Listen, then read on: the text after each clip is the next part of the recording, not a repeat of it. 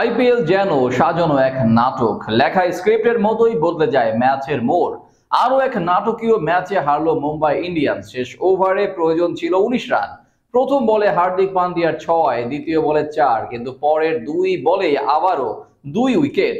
যেখানে শেষ ৬ ওভারে প্রয়োজন ছিল মাত্র ৪৮ রান আর হাতে ছিল ৭ উইকেট, সেখানেই ৬ রানে হারলো মুম্বাই।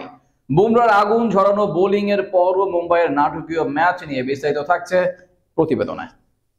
প্রতিটি ম্যাচই নাটকীয়তা, দর্শকদের নাভিশ্বাস। একটি সহজভাবে চলা ম্যাচও হঠাৎ মোড় দেয় থ্রিলার কোনো গল্পের মতো। জয়ের দোরগোড়ায় থাকা দল হেরে যায়, জিতে যায় হারতে বসা ১১ জন।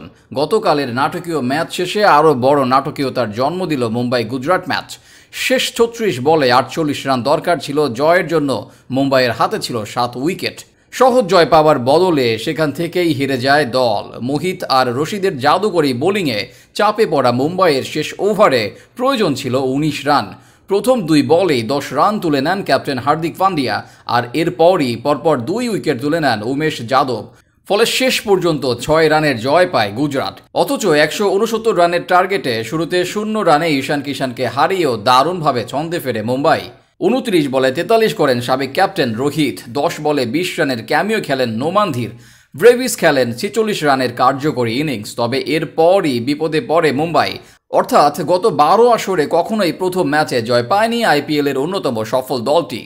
এর আগে অবশ্য বুমরা ম্যাজিক দেখেছে বিশ্ব। প্রথমে ব্যাট করতে নামে গুজরাট। ১৫ বলে ১৯ রান করে ঋদ্ধি আউট হলে নামেন সাই সুদর্শন। তিনি এবং শুভমান মিলে ৩৩ রান যোগ করেন। এরপর শুভমান ১ রান করে আউট হলে ভাঙে এই জুটি। এরপর একাই লড়াই চালিয়ে যান সুদর্শন। টিকে ছিলেন প্রায় শেষ পর্যন্ত। তিনি আউট হন ৪৫ রান করে। এরপর গুজরাটের আর কেউ দাঁড়াতে পারেনি। শেষ দিকে ১৫ বলে ২২ রান করে দলকে লড়াকু পুঁজি এনে দেন রাহুল তেওয়াটিয়া। আর তাতেই মোটামুটি ভালো পুঁজি পায় মুম্বাই। মুম্বাইয়ের পক্ষে বুমরা ৪ ওভারে ১৪ রান দিয়েই নেন ৩ উইকেট। জেরাল্ড কোয়েটজি নেন ২টি উইকেট। তিনি ৪ ওভারে ২৭ রান দেন। পীযূষ চাওলা ৩ ওভারে ৩১ রান দিয়ে নেন ১টি উইকেট।